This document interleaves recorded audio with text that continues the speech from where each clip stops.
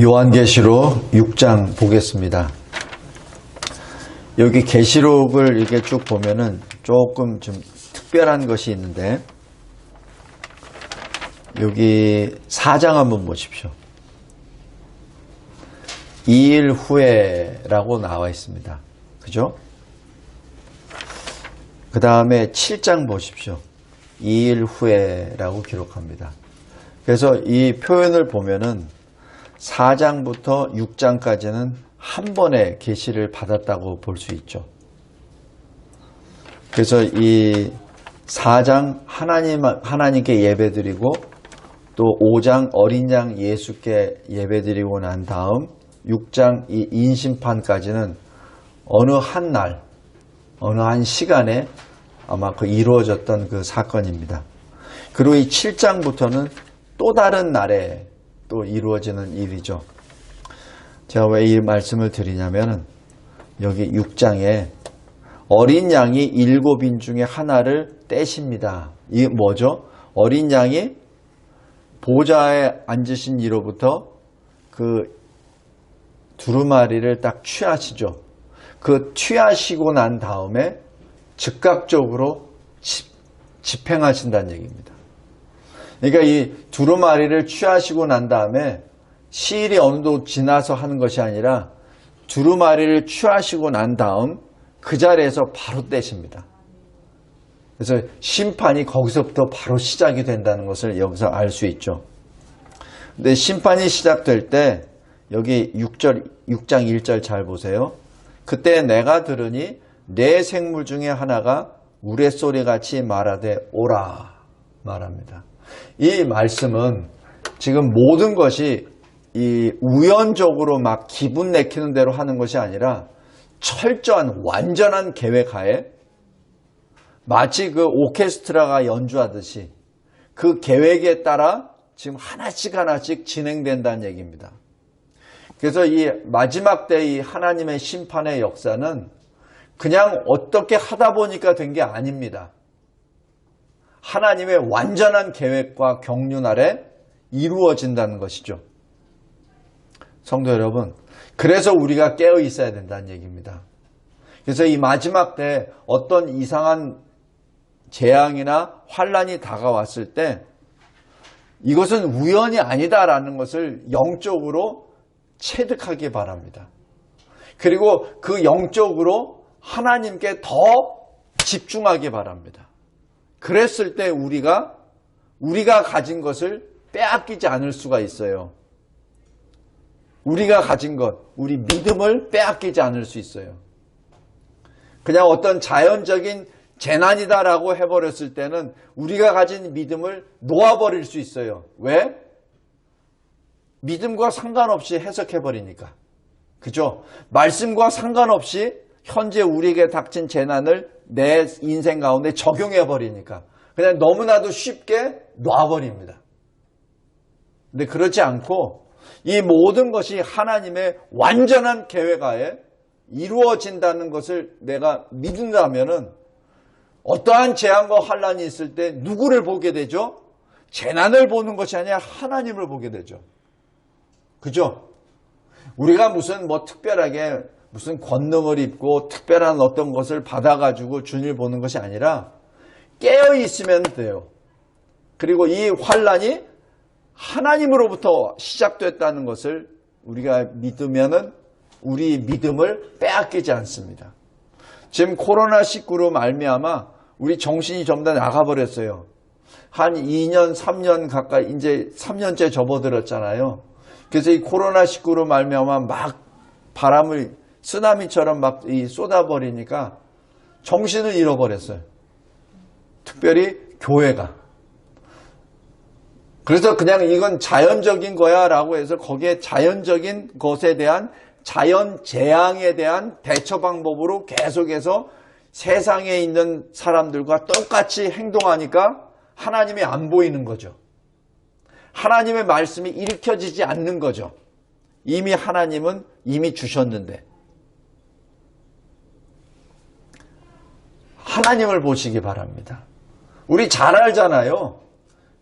예수님과 같이 배에 타갔던 제자들이 풍랑이 일자 어떻게 하죠? 두려워서 주무시고 계시는 주님을 깨워서 우리가 죽게 되었는데 주님이 어찌하여 여기서 주무시고 계시나이까? 라고 말하죠. 주님이 일어나셔서 잠잠케 하시고 하신 말씀, 이 믿음이 작은 자들아.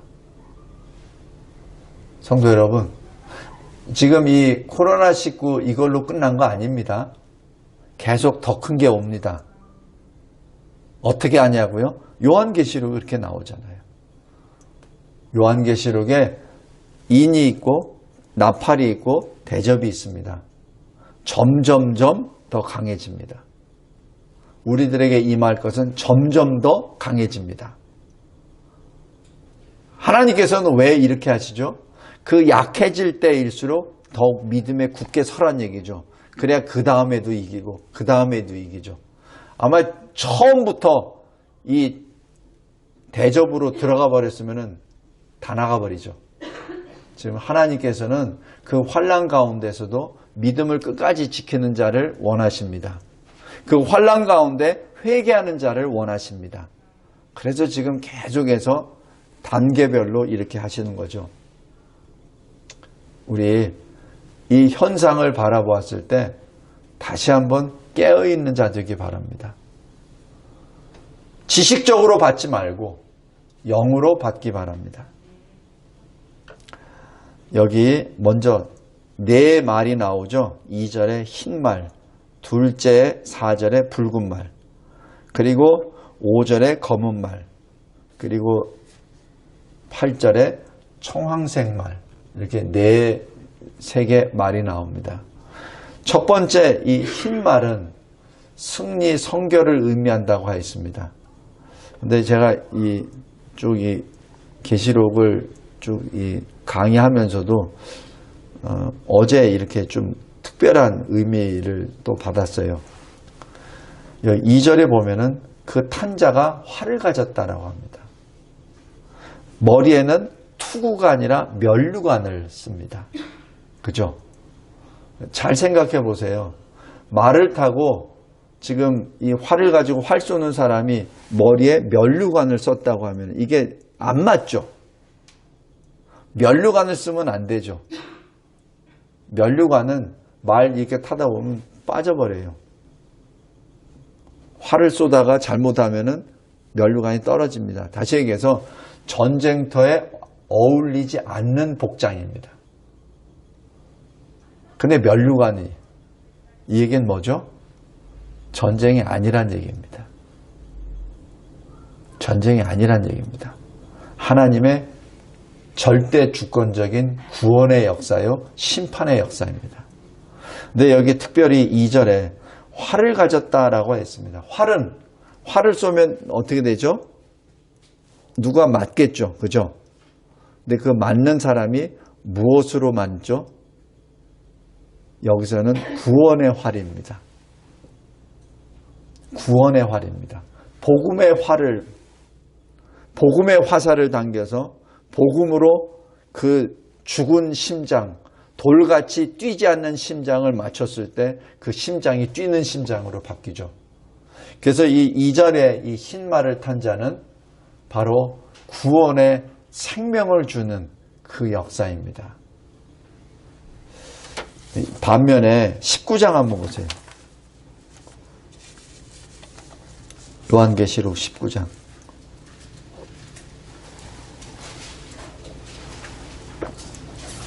19장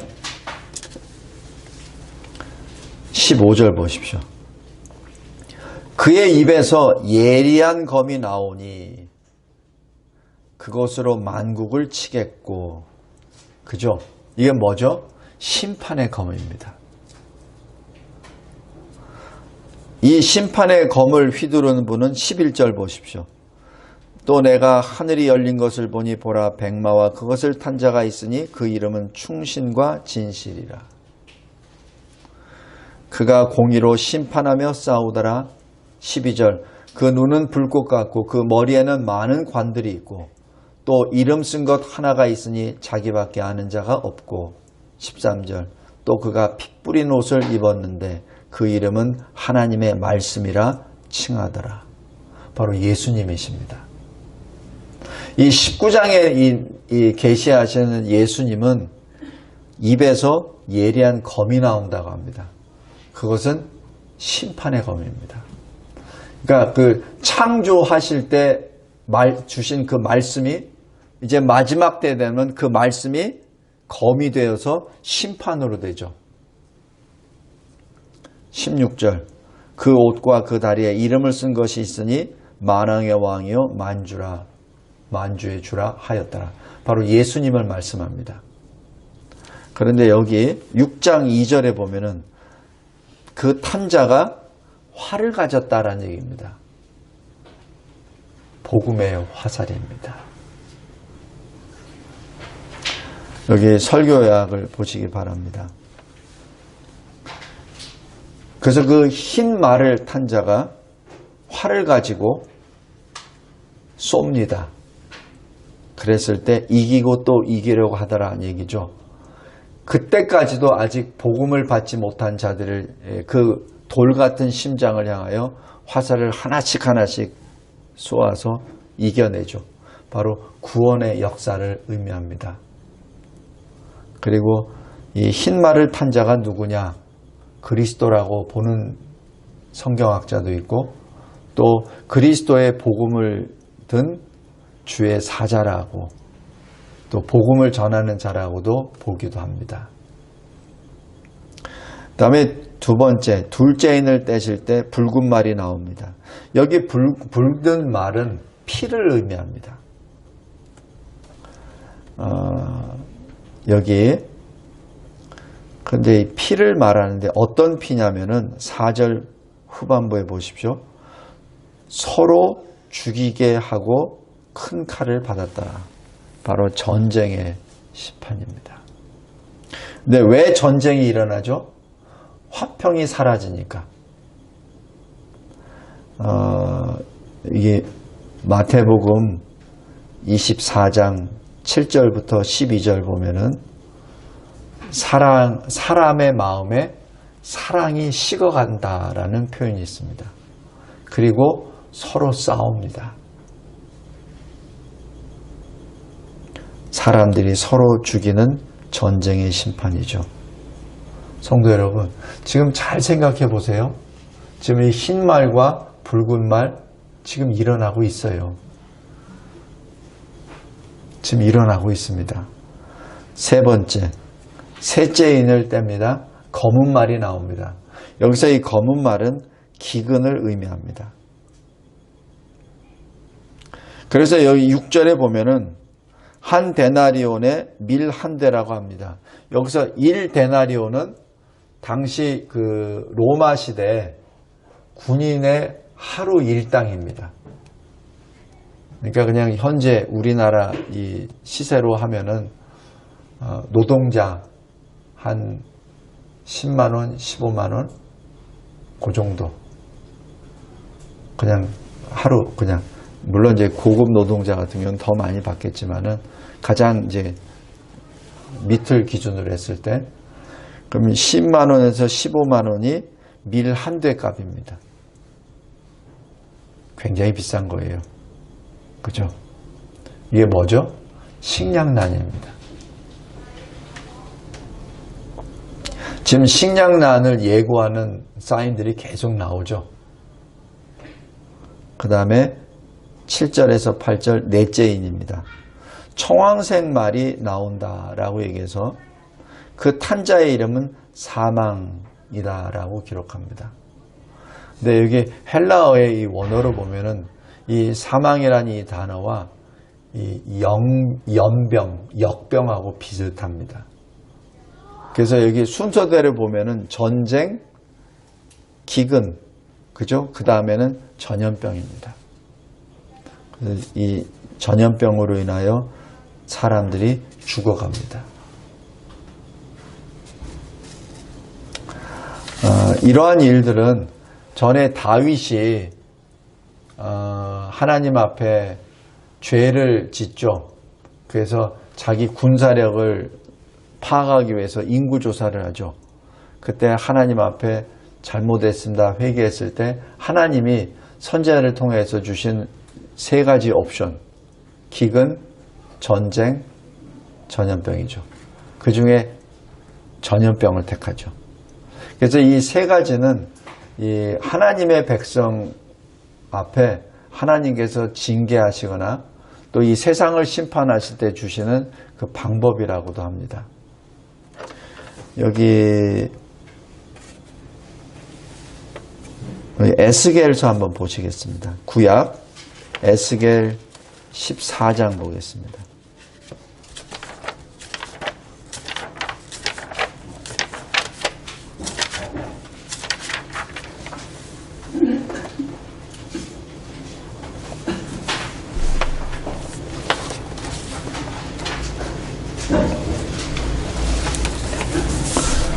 (14장) 21절 보면 주 여호와께서 이같이 이르시되 내가 나의 네 가지 중한 별 곧 칼, 기근, 사나운 짐승, 전염병을 이렇게 말합니다. 그죠? 지금 현재 여기 사나운 짐승만 빼놓고 칼, 기근, 전염병으로 지금 들어갑니다. 다시 말씀으로 다시 돌아갑니다. 6장으로. 넷째 인을 뗄 때 이 전염병과 함께 죽음이 다가오죠. 바로 이 사람들은 하나님의 은혜를 거부하며 생명에 이르는 회개를 하지 아니하는 사람들에 대한 심판입니다. 그리고 이제 9절에 다섯째 인을 떼십니다. 다섯째 인을 떼실 때 여태까지 이 넷째 인까지는 전혀 다른 모습입니다. 바로 제단입니다. 하나님의 제단 앞에 누가 있죠? 순교자들의 영혼입니다. 하나님의 말씀과 그 믿음의 증거를 가진 것으로 인하여 죽임을 당한 순교자들의 영혼이 그곳에서 있죠. 10절에 보면은 그 순교자의 영혼들이 큰 소리로 하나님께 기도합니다. 어느 때까지 하시려 하나이까? 어느 때까지 우리의 피를 갚아주지 아니하시나이까? 어느 때가 되어야 지금 우리가 받은 이 불의를 이제는 심판하시겠습니까? 라는 그 간절한 기도입니다.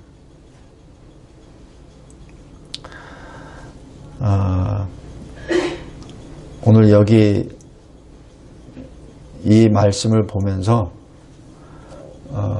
지금 요한계시록이 두 번째입니다.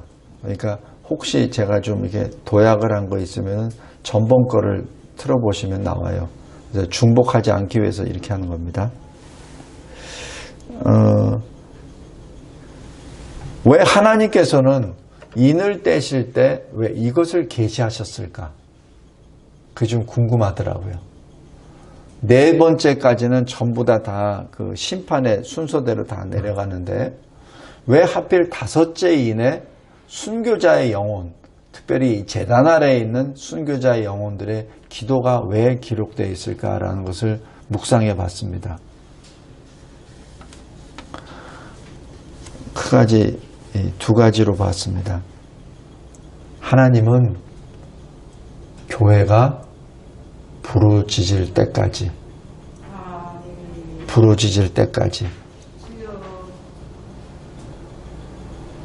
홀딩하십니다. 우리 출애굽에서도 보면은 출애굽 2장 한번 보세요.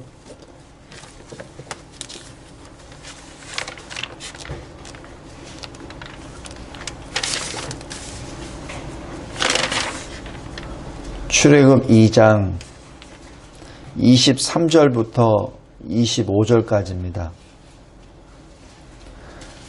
430년 동안 그 애굽에서 종살이 하죠. 그동안에 그 있을 때 이스라엘 백성들이 하나님께 부르짖었다는 내용이 별로 없어요. 근데 이 마지막 이 모세 시대가 됐을 때 그 박해가 극도로 도달했을 때 23절 보십시오. 이스라엘 자손은 고된 노동으로 말미암아 탄식하며 부르짖으니 라고 말합니다. 그 전에는 부르짖지 않았다는 얘기죠. 그러니까 그냥 막 부르짖으니까, 너무 힘드니까, 부르짖으니까 그 부르짖는 소리가 하나님께 상달된지라. 그죠? 24절 보십시오. 하나님이 그들의 고통 소리를 들으시고 아브라함, 이삭, 야곱에게 세운 그의 언약을 기억하사 25절에 이스라엘 자손을 돌보셨고 기억하셨더라. 성도 여러분, 하나님이 건망증이 있어가지고 그러셨습니까? 하나님이 400여 년 동안 지나고 난 그동안에 그 언약을 깜빡 잊어먹고 그래서 이런 이야기가 나오나요? 아니죠. 하나님은 주무시지도 않고 졸지도 아니하시는 분입니다. 하나님은 언약을 하나님이 세우셨어요. 그렇기 때문에 그 누구보다도 언약에 대해서 분명하게 아시는 분입니다. 그런데 왜 하나님은 430년 동안 그대로 침묵하셨나요? 자기 백성이 부르짖을 때까지 기다리신 거죠. 성도 여러분, 우리도 마찬가지예요. 지금 이 시대에 힘듭니까? 그럼 부르짖으십시오. 소리내어 기도하십시오. 하나님은 그때를 기다리고 계십니다. 그런데 그렇게 안 하죠. 왜? 덜 힘드니까. 덜 고통스러우니까. 근데 이스라엘 백성처럼 400여 년이 지나고 난 다음에는 도저히 못 참으니까 큰 소리로 부르짖기 시작한 거죠. 여기 재단 아래에 있는 그 순교자의 영혼들이 큰 소리로 부르짖습니다.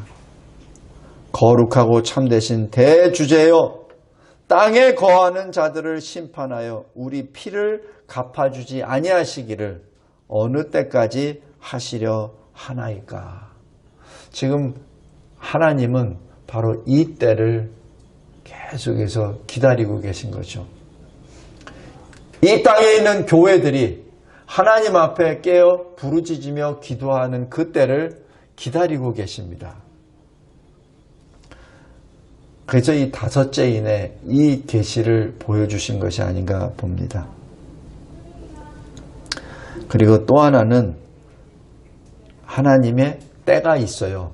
그것이 정하신 수가 충만할 때, 하나님이 구원하시기로 작정하신 그 영혼들이 그리스도 안으로 들어올 때까지, 그 수가 찰 때까지.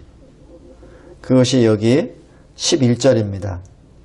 하나님이 뭐라고 하시죠?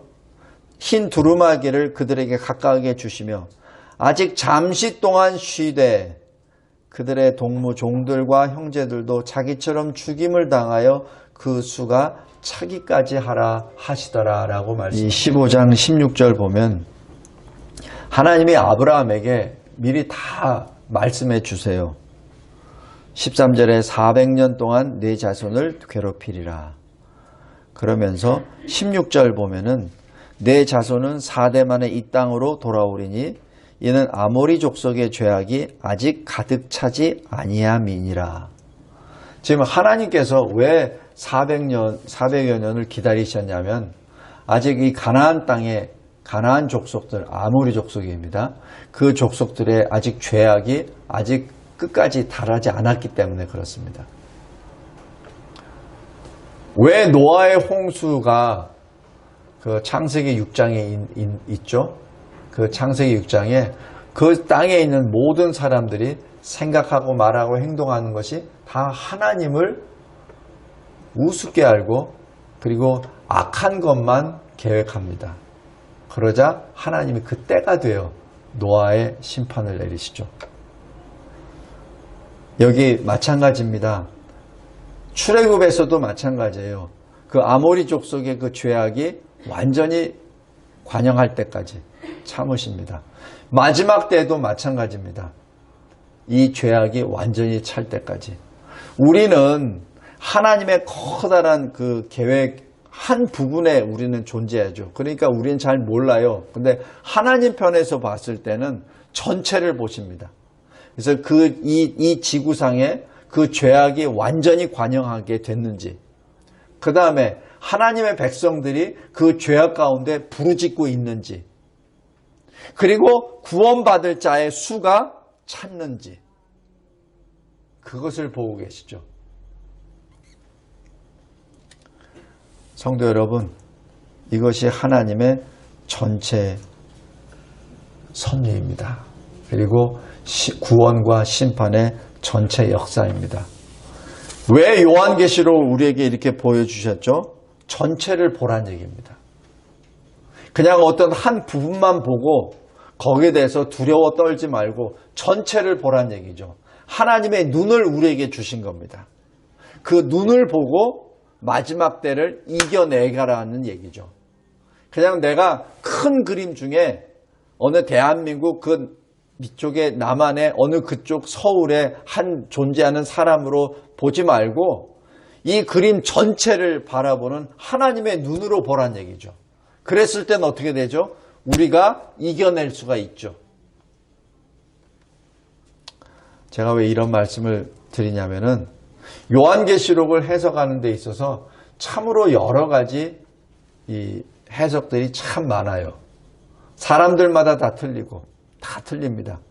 그래서 거기서 자기와 좀 틀리면은 이 거의 생명을 걸고 그냥 자기 거를 주장을 해요. 그런데 요한계시록은 사실 이 비유적으로 계속 기록된 것이기 때문에 생명을 걸래야 걸 수도 없어요. 그것은 완전한 것은 그때 가봐야 알아요. 근데 분명한 진리는 하나님이 우리에게 계속 구원의 메시지를 주신다는 얘기입니다. 하나님의 전체 그림을 통해서 두려워하지 마. 전체 그림을 보여주시면서. 우리가 저기 고3 그 수험생들은 뭐죠? 자기 대입만 계속 초점을 두고 막 하죠. 그러니까 모든 전체 인생은 생각하지 않아요. 그냥 그거만 계속 보죠. 근데 하나님이 그런 거예요. 요거만 보지 마. 전체를 봐. 여기 요한계시록에 볼 때 가장 큰 힌트가 바로 그겁니다. 전체를 보기 바랍니다. 전체를 보게 되면은 여자적인 해석이나 어떤 부류, 어떤 학파 이런 사람들의 해석에 내 자신이 자꾸 끌려다니지 필요가 없다는 얘기입니다. 전체를 보라는 얘기입니다. 심판의 역사입니다. 그러나 분명히 구원의 역사입니다. 그리고 우리는 그리스도 안에서 구원의 대열에 있는 사람입니다.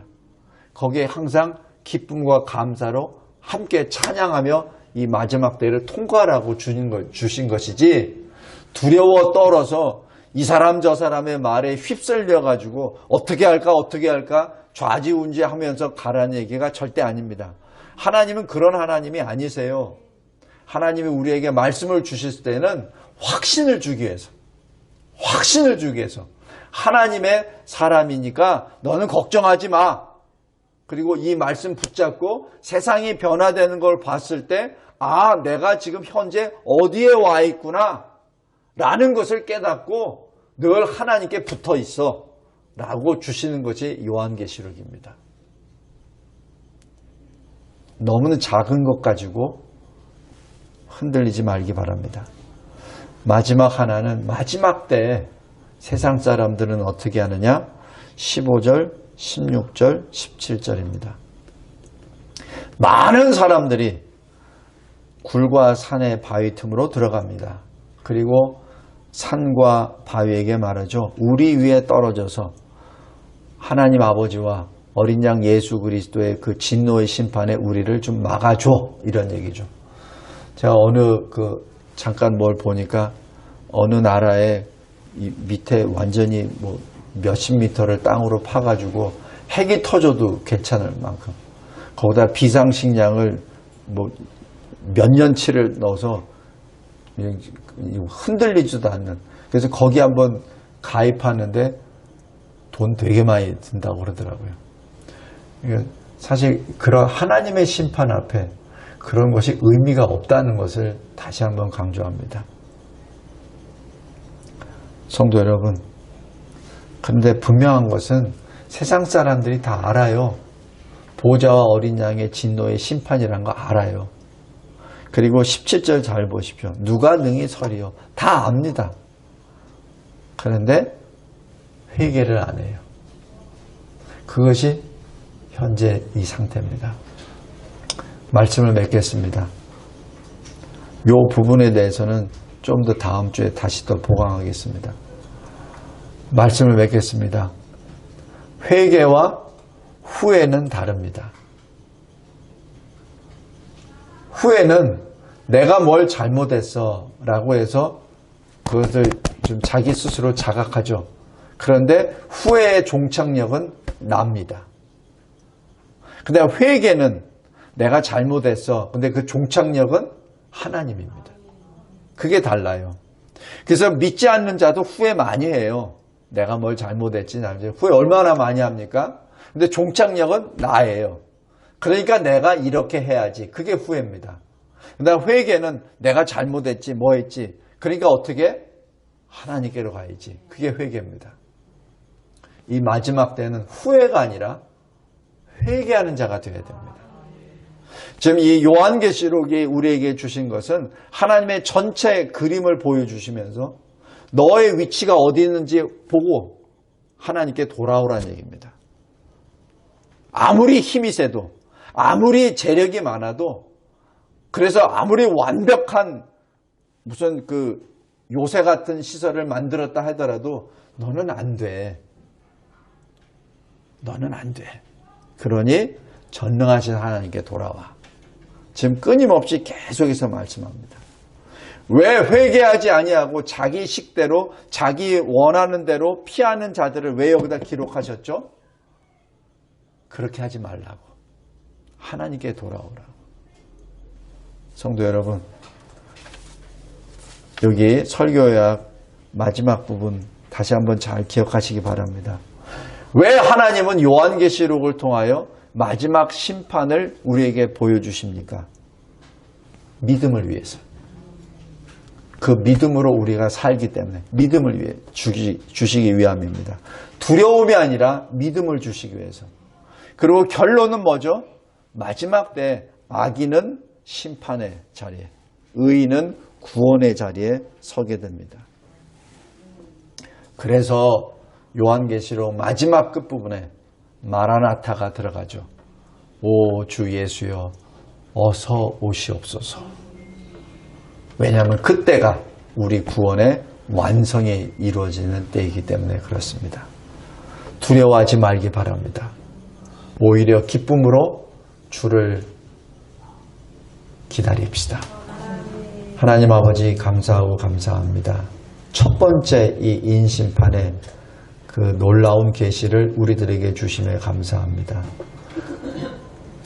방대하고 광대하고 우리가 감히 측량할 수 없는 그 깊은 깊이의 말씀입니다. 하나님, 늘 깨어 하나님을 바라보는, 그래서 주님이 주시는 이 구원의 때, 은혜 받을 만한 이 때에 승리하고 우리가 가진 이 믿음을 끝까지 지키는 우리의 삶이 되게 하옵소서.